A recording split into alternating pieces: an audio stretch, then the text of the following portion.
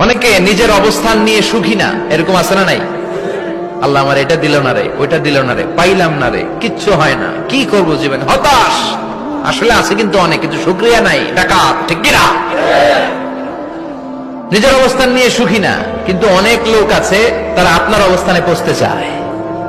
তাদের দিকে তাকিয়ে দেখেন, আপনি যে অবস্থানে আছেন এই অবস্থানে পৌঁছাটা অনেকের কাছে স্বপ্ন।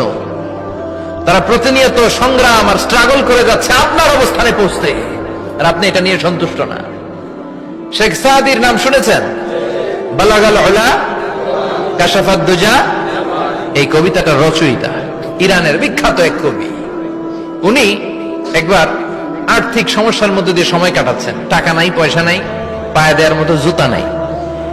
উনি খুব দুঃখ পেলেন, হায় রে, আমি ইরানের এত বড় কবি, আমার পায়ে দেওয়ার মতো জুতা নাই। দুঃখ ভরা মন নিয়ে রাস্তায় হাঁটতে বেরোলেন। হাঁটতে হাঁটতে হঠাৎ দেখলেন একটা লোক শুয়ে শুয়ে কাঁদছে, ওই লোকটার দুইটা পাই নাই, পাই নাই। উনি সেজদায় পড়ে গেলেন, আল্লাহর কাছে ক্ষমা চাইলেন, আল্লাহ অনেক দিয়েছো, শুকর আলহামদুলিল্লাহ। এজন্য যেই পরিস্থিতিতেই থাকি না কেন আমরা কি পড়বো? জোরে বলেন, কি পড়বো? এজন্য আল কানাতু মিনাল ইসলাম, অল্পে তুষ্ট থাকার নাম হলো ইসলাম। সম্পদ লাগবে কিন্তু সম্পদের পাহাড় লাগবে না, ঠিক কিনা? অল্প খান, অল্প পড়েন, অল্প জামান।